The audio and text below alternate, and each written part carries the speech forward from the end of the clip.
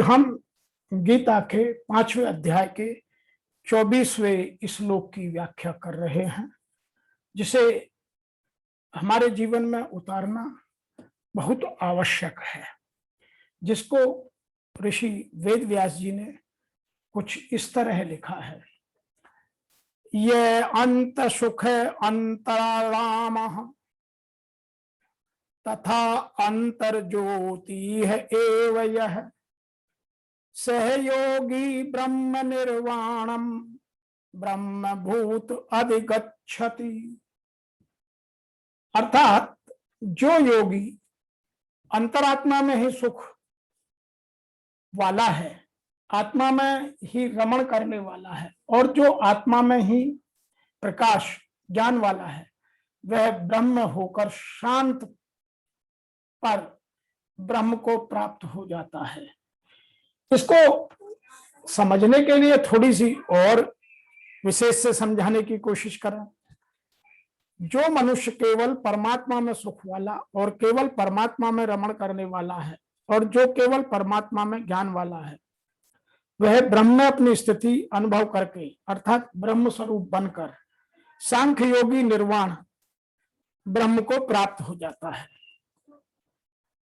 और इसको कुछ लोग अपने मतांतर के अनुसार एक और तरीके से भी लिखने का प्रयास करते हैं, और वो लिखते हैं जो अंतःकरण में सुख का अनुभव करता है, जो कर्मठ है और अंतःकरण में ही रमण करता है, जिसका लक्ष्य अंतर्मुखी होता है, सचमुच वही पूर्ण योगी है, वही परम परम में मुक्ति पाता है और अंतोत्गत्वा ब्रह्म को प्राप्त हो जाता है।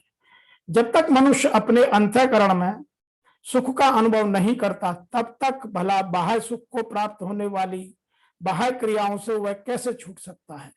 मुक्त पुरुष वास्तविक अनुभव द्वारा सुख भोगता है, अतः वह किसी भी स्थान पर मौन भाव में बैठकर अंतःकरण में जीवन के कार्यकलापों का आनंद लेता है। ऐसा मुक्त पुरुष कभी बाहर भौतिक सुख की कामना नहीं करता। यह अवस्था ब्रह्मभूत कहलाती है, जिसे प्राप्त होने पर हम भगवत धाम जाना निश्चित हो जाता है। अब इसकी जो आध्यात्मिक व्याख्या है उस पर भी बात कर लें। उससे पहले इसका इंग्लिश में ट्रांसलेशन एक बार और देख लें। A yogi who finds joy within enjoy his time contemplating within and finds light. Light means knowledge within only, attains Brahman's bliss himself by becoming Brahman himself. तो इसको जानना समझना आध्यात्म के साथ बहुत जरूरी है। इसलिए आध्यात्म में इसके जो प्रमुख शब्दों के भाव हैं उनको हम समझें और उनसे ही इस जीवन को अपने को आगे बढ़ाने का प्रयास करें। यहां लिखा है, यह अंत सुख है अंतरा राम है तथा अंतर ज्योति एवच। तो यहां जो एव यह तक का भाव है, जिसको प्रकृति जन्य बाह्य पदार्थों में सुख प्रतीत नहीं होता।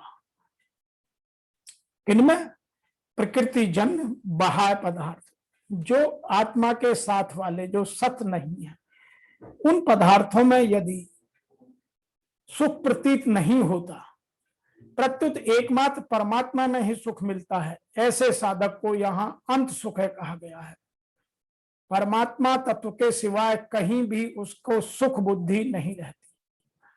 परमात्मा तत्व में सुख का अनुभव उसे हर समय होता है, क्योंकि उसके सुख का आधार ब्रह्म पदार्थों का संयोग नहीं होता, अपितु स्वयं परमात्मा तत्व ही है। स्वयं अपनी सत्ता में निरंतर स्थित रहने के लिए बाह्य की किंचित मात्र भी आवश्यकता नहीं।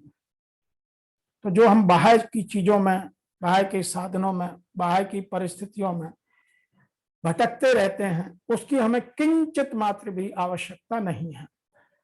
स्वयं को स्वयं से दुखी नहीं होता, स्वयं को स्वयं से अरुचि नहीं होती, यह अंत सुख है। अंत सुख की क्या परिभाषा दी है? स्वयं अपनी सत्ता पर निरंतर स्थित रहने के लिए बाह्य की किंचित मात्र भी आवश्यकता नहीं, स्वयं को स्वयं से दुख नहीं होता, स्वयं को स्वयं से अरुचि नहीं होती, यही अंत है या यही अंत सुख है। जो सदा के लिए न मिले, सभी को न मिले, वह बाह्य है। जो हमारे लिए, जो हमारा ना हो पूर्णतः, और जो सबको बराबर ना मिलता हो, वह सब कुछ बाह्य है। परंतु जो सदा के लिए मिले और सभी को मिले, वह अभ्यंतर है, वह सत्य है। जो भोगों में रमण नहीं करता, प्रत्युत केवल परमात्मा में ही रमण करता है, और व्यवहार काल में भी उसका एकमात्र परमात्मा तत्व से ही व्यवहार रहता है, वह प्रत्येक जीव के साथ ऐसे व्यवहार करता है जैसे परमात्मा के साथ व्यवहार कर रहा है। वही समदर्शी होकर जब सब व्यवहार करता है, ऐसे साधक को यहाँ अंतरारामा कहा गया है, जिसके अंतर में राम बस गया हो। यहां उसको क्या गया है? अंतराराम। इंद्रिय जन्य ज्ञान, बुद्धि जन्य ज्ञान आदि जितने भी सांसारिक ज्ञान कहे जाते हैं, उन सब का प्रकाश और आधार परमात्मा तत्व का ज्ञान है। जिस साधक को यह ज्ञान हर समय जागृत रहता है, उसे यहाँ अंतर जो अंत ज्योतिर्य कहा गया है। सांसारिक ज्ञान का आरंभ और अंत होता है, परंतु परमात्मा तत्व के ना तो ज्ञान का आरंभ है और ना अंत होता है, वह नित्य निरंतर शाश्वत है। इसलिए सब में एक परमात्मा तत्व ही परिपूर्ण है। ऐसा ज्ञान सांख्य योग में नित्य निरंतर और स्वतः स्वाभाविक रहता है। यहाँ इस बात से कुछ लोग विचलित ना हो कि यहाँ पूर्व के अध्यायों में या आगे के अध्यायों में जो बात कही जाएगी वह कुछ इससे अलग है। बिल्कुल अलग नहीं है। यहाँ व्याख्या कर रहे हैं भगवान श्री कृष्ण, जो अर्जुन को यहाँ उसकी जिज्ञासा शांत करने के लिए केवल सांख्य भाव के आधार पर उसे समझा रहे हैं। कर्म भाव पर, भक्ति भाव पर और अन्य भावों पर अन्य अन्य अध्यायों में समझाया गया है। यहाँ यह बात केवल सांख्य योग के आधार पर ही समझाई जा रही है। स योगी ब्रह्म निर्वाण ब्रह्म भूतो अधिगच्छति। सांख्य योग का ऊंचा साधक ब्रह्म में अपने को स्थिति का अनुभव करता है, जो परिच्छन्नता का द्योतक है। कारण है कि साधक मैं स्वाधीन हूं, मैं मुक्त हूं, मैं ब्रह्म में स्थित हूं, इस प्रकार परिच्छन्नता के संस्कार रहते हैं। ब्रह्मभूत साधक को अपने में परिच्छन्नता का अनुभव नहीं होता। जब तक किंचित मात्र भी परिच्छन्नता या व्यक्तित्व शेष रहता है, तब तक वह तत्वनिष्ठ नहीं हो सकता, और ना ही आज तक कोई हुआ है। इसलिए इस अवस्था में संतोष नहीं करना चाहिए।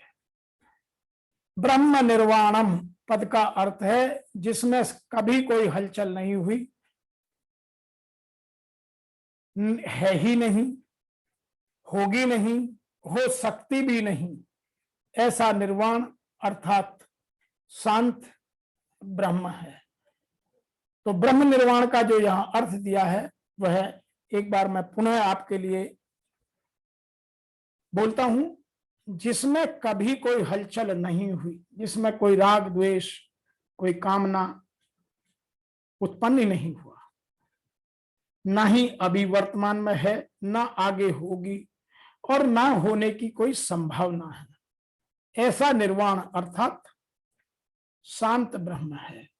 जब आप ब्रह्मभूत सांख्य योगी का व्यक्तित्व निर्वाण ब्रह्म में लीन हो जाता है, तब एकमात्र निर्वाण ब्रह्म ही शेष रह जाता है। अर्थात साधक परमात्मा तत्व के साथ अभिन्न हो जाता है, तत्वनिष्ठ हो जाता है, जो कि स्वतः सिद्ध है।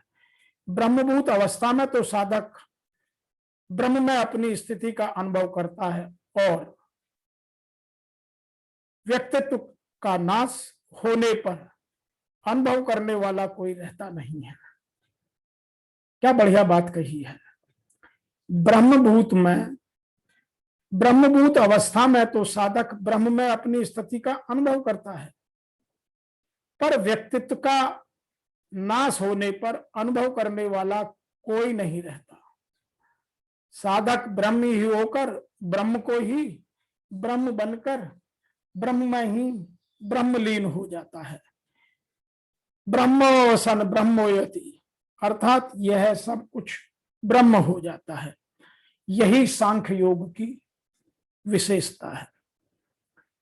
अब आगे के श्लोक में हम अन्य बातों की चर्चा करेंगे। इससे सीखने के लिए जो बातें हैं वह ये दो बातें हैं। जो योगी अंतरात्मा में सुख वाला है, आत्मा में ही रमण करने वाला है, उसका भोगों में, संसार में, सांसारिक वस्तुओं में, परिस्थितियों में, व्यक्तियों में, पदार्थों में कभी मन नहीं लगता, वह उनको रमण नहीं करता।